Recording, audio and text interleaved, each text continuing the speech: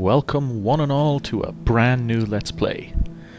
As usual, I'm your host Emerald Dragon, and this is Lionheart, Legacy of the Crusades. Or Crusader, I can't really read that. Is it Ness? Is it Nor? Doesn't really matter. So this is supposed to be something completely different to the point-and-click adventures I've been doing up to now. Well, Dungeons of Dreadmore isn't really a point-and-click, but we're going to ignore that since, for the most part, that's what I have been doing. I'm going to keep it short enough for this little intro to the game. We're going to go through character creation, and we're going to wander around the starting area for a little bit, and see where the night takes us, I suppose. So let's start the game. Now, we have a few pre-made characters, but screw that. Custom. Now, we've got the different races. You've got Demokin. Demokins are the descendants of humans imbued with fiendish or impish spirits. Demokins tend to be able to blend with the purebloods more easily than any other derivative races. That's nice, looks normal enough, looks like a human. Purebloods are untainted humans. Their bloodlines are untainted by the magic pervading from the disjunction. And Feralkins are the descendants of humans imbued with the magic of a beast or a bestial spirit, typically stronger than their pureblood counterparts. Feralkins possess some animal characteristics that were passed down to them through this unholy union. And Sylvant. Sylvants are the descendants of humans who were deeply touched by magic unleashed by the disjunction.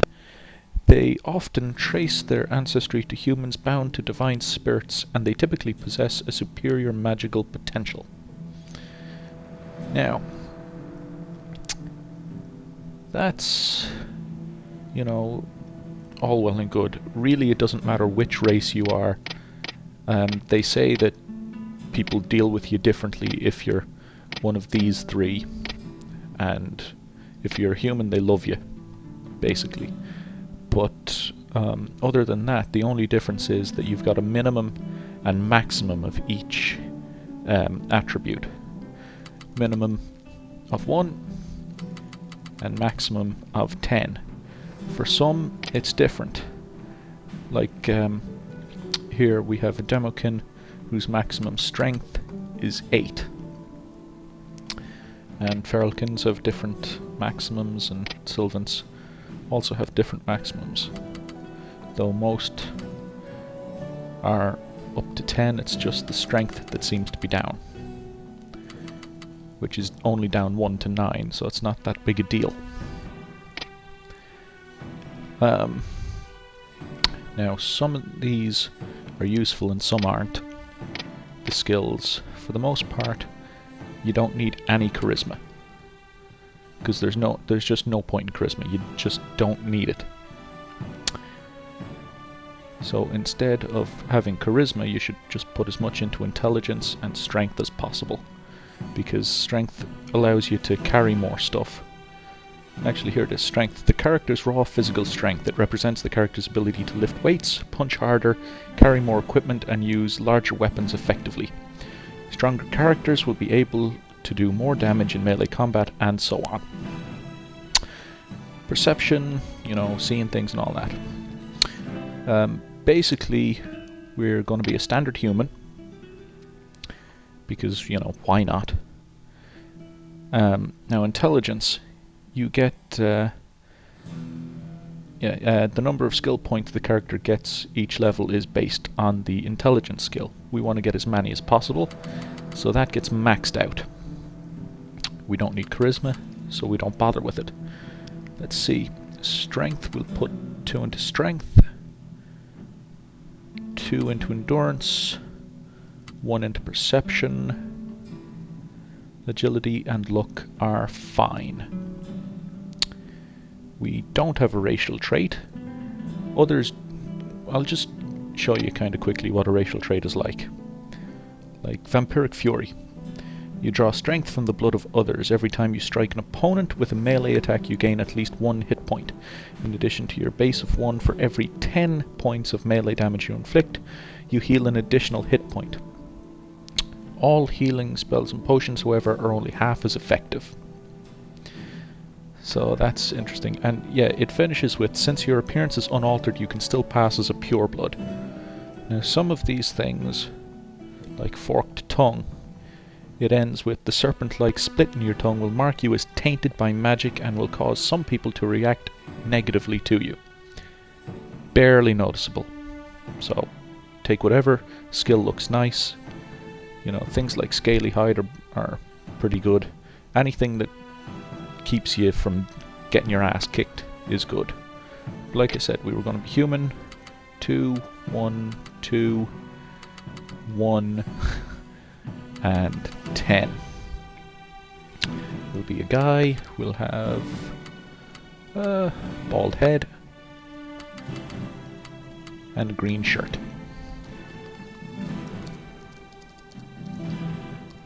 And we'll be ourself.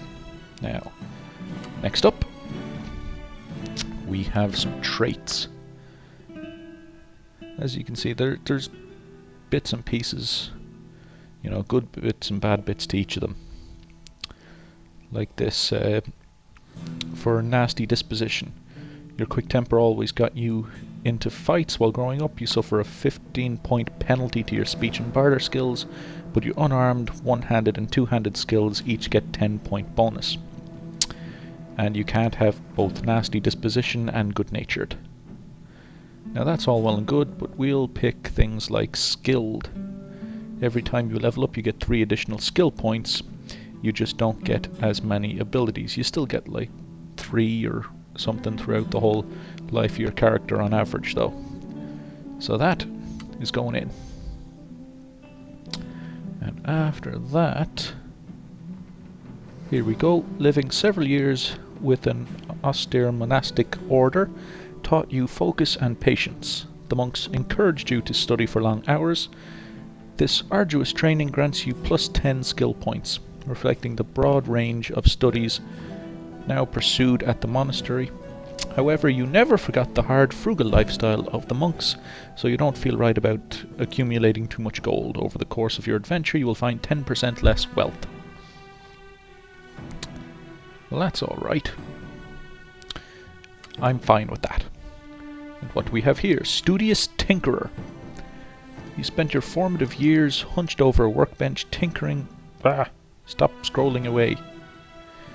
Tinkering with random bits of magical things that nobody else would touch. Trouble is, you've ruined your eyes. You get a 15-point bonus to your lockpick skill. That's... nah.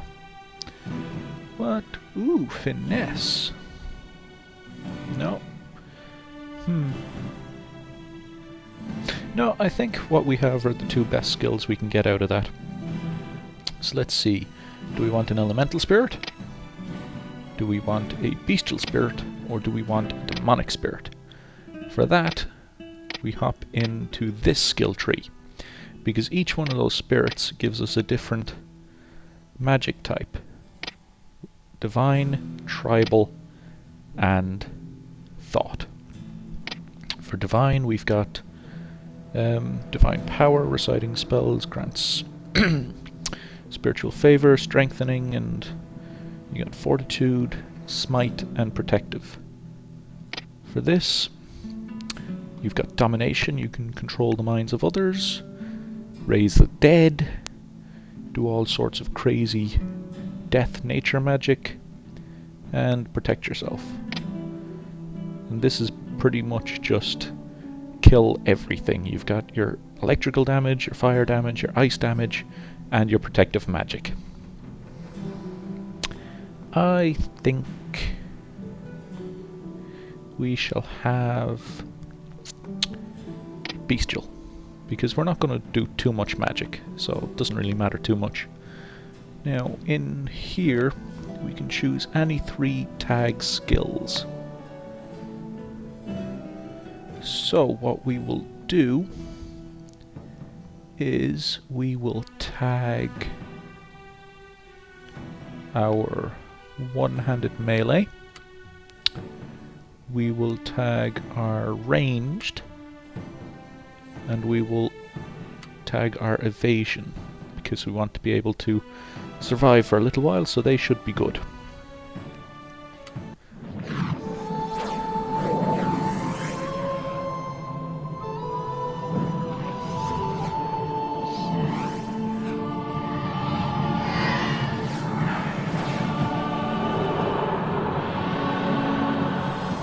In 1192, the Knights of the West waged the Third Crusade against the armies of the East. King Richard the Lionhearted defeated his rival, the great Sultan Saladin, and captured the city of Acre. When Saladin failed to pay a ransom demanded by the Crusaders, Richard heeded the counsel of one of his trusted advisors and had 3,000 prisoners put to death. But this traitorous advisor had tricked Richard into completing an ancient ritual, the disjunction, a catastrophe that caused demons, monsters, and spirits to spill across the land like a black tide. Faced with this grave threat, Richard and Saladin joined forces and fought side by side to save humanity, fearlessly engaging the creatures and driving them back, at last sealing the rift caused by the disjunction. Although Lionheart and Saladin were victorious, magic and terrible creatures had escaped into the world, changing the lands forever. Centuries passed, and humanity struggled to deal with the many changes wrought by the disjunction. Magic mingled with the bloodlines of humankind. Spirits joined with people, granting magical power to some and bringing misery to others. Many cities were razed in countless conflicts against the evil forces that escaped during the cataclysm. Brave Crusaders honored the legacy of Lionheart and fought this evil across Europe and Asia. The Knights Templar of the West and the Order of Saladin in the East waged war against the forces of darkness, while the Inquisition sought to rebuild civilization and purge all those possessed with diabolic magic. Today, in 1588, these valiant orders have brought a degree of security and peace to a chaotic world. But I am haunted by a disturbing vision. Dark schemes threaten to break a fragile peace. While the betrayer seeks an age once lost, a new war will be waged in the West and East, its outcome hanging on a coin just tossed. But before the spinning coin can land, it will be caught by the slaver's hand.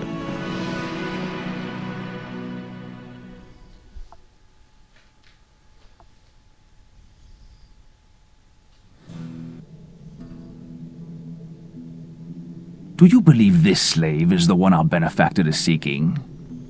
Yes, this is the one, Master. It may look human enough, that's what I thought. But with my own eyes, I saw it bewitch a whole crowd of innocents with its foul charms. I will need proof before I bring this one before the Inquisition. I will not be made a fool of again. I think that can be arranged. Prepare yourself, slave. If you carry magic within you, your impending death shall tear the truth out of you.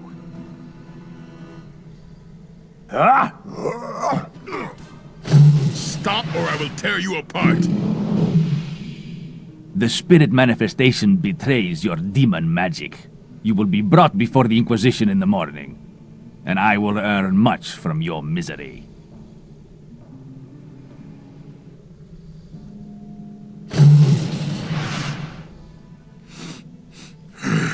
I hate cages. At least in that arena we were allowed the chance to die fighting. And that's pretty much it for the intro. I mean, there's a little bit more, but yeah, so it's an alternate history setting where the slaying of 3,000 people, as bad as that was, magically opened up a rift into another universe. So yay for Richard the Lionhearted being betrayed. Let's see what happens now. That cowardly slaver was right. I am the spirit that dwells within your body. Another cage. It took the threat to your life for me to tear myself out. We are being hunted. I can sense them. Powerful foes hunt us and are getting closer. If we stay here, you will be skinned alive. And if you die, I die. Did you hear that? Where is the one with the spirit of Lionheart? Answer me or die.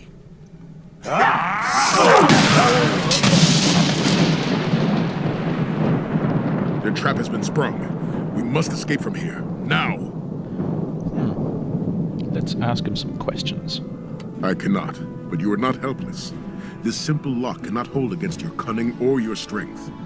To unlock a door, select your lock-picking ability and then left-click on the door. Wow, how does he know we have a lock-picking ability? Ooh, there it is, pick lock.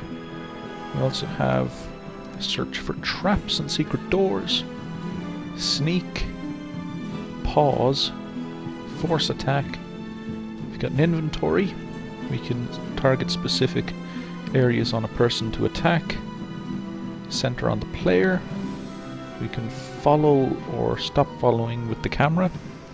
And then you can do a quick status, which is nothing at the moment. Okay, let's, what about the guard?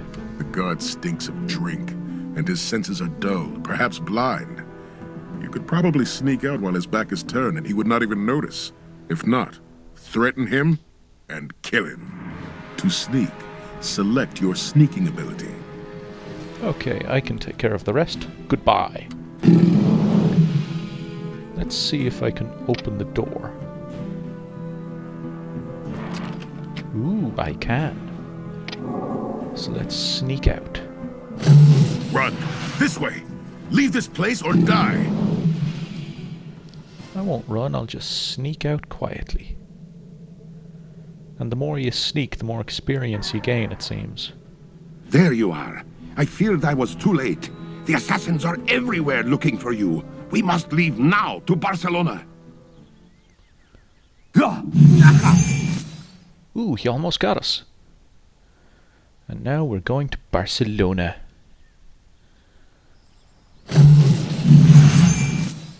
You did well to escape the trap of those assassins, scion of Lionheart. We are being hunted, and there will be more such attacks.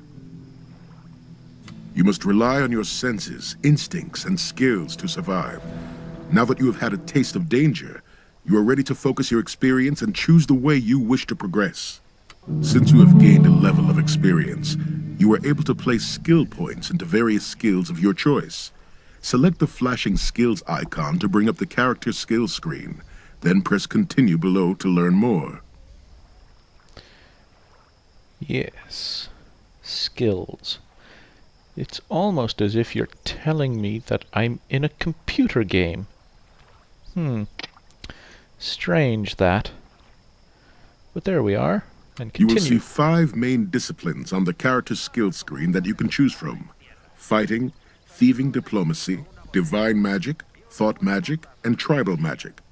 Whenever you have skill points to spend, first select the discipline you want and then choose the specific skill you would like to improve. Tell me more. Nah. But yeah, tell me more about the skill disciplines. Which of the disciplines do you want to learn about? Let's have a look at the fighting discipline. The most direct and least subtle of the disciplines, fighting skills allow you to increase your prowess in battle. Within this discipline, you can increase your proficiency with missile and melee weapons, learn to fight unarmed, and learn to evade the blows of your enemies. Which of the disciplines do you want to learn about? Thieving. These skills are the domain of the roguish adventurer. Within this discipline, you can increase your stealth skill, allowing you to sneak past enemies undetected, and also learn to detect secret doors or pick a lock. You can also improve your ability in speech, allowing you to beguile, charm, and smooth talk your way out of difficult situations, and can learn to barter, allowing you to get better prices from merchants. Which of the disciplines do you want to learn about? And since we're not going to do divine or thought, we'll just go for tribal. Tribal magic is the most diverse and versatile of the three magic disciplines. The different spell branches of the tribal magic discipline let you tap into raw earth magic and command the forces of nature to do your bidding. Some spell groups allow you to conjure natural and unnatural monsters to your defense, or to charm creatures to assist you. Within each of the three magic disciplines, there are several spell branches that you can improve. By placing skill points into a spell branch, you will improve all the spells within it. As you continue to apply more points to a spell branch, each of the spells within it becomes more powerful. Well, that's nice. I think I can do the rest myself. Very well, Scion of Lionheart. Do you have other questions for me, or can we resume our journey together? Yes, what exactly are you? I am a spirit born of primal nature, and your flesh has been my cage these many years. During the time of the disjunction, much of the world was thrown into chaos. Amidst the great battle, I found strength in King Richard and joined with him. Ever since that time, I've slept in the blood of your family, Richard's family, and now I have awakened in you. We draw on each other's strengths and form a powerful union. Without a host, I cannot exist in the material world, and without me, you cannot wield magic. I care not for your magic, and I don't like being possessed. You will learn that pulling against the leash of fate can sometimes be futile. In time, you will sense the strength and power I grant you, and appreciate my presence. We'll see. Very well, Scion of Lionheart. So, do you have other questions for me, or can we resume our journey together? Shut up, I say. Why do you call me the Scion of Lionheart? I am a spirit that has lived in your family for generations. Ever since I joined with your ancestor King Richard the Lionhearted. I have slumbered for many years within your bloodline, waiting for a scion as worthy as Richard. I sense that you could be the one I have been waiting for. King Richard? Does that mean I am an heir to the throne? Though your blood is descended from his, you are not in line for the throne. Richard was a man of strong instincts and passions. During the Crusades, he sired a large brood of children across the face of Europe. You were but one cub of a large pride. Well, that's not nice. So I'm just descended from the bastard son of Lionheart. Interesting. Very well, Scion of Lionheart. Who's hunting us? I do not know. I've slumbered these many years and my senses are still dulled. There is much that I do not know. We should track down those that hunt us and learn why they seek to capture you.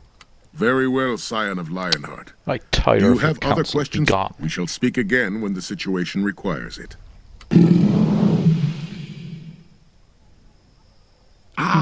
There you are. My apologies. I seem to have botched that transport spell. I landed halfway up the tree like a common squirrel. Welcome to Barcelona, jewel of the world. La Città Grande, the greatest metropolis of Europe.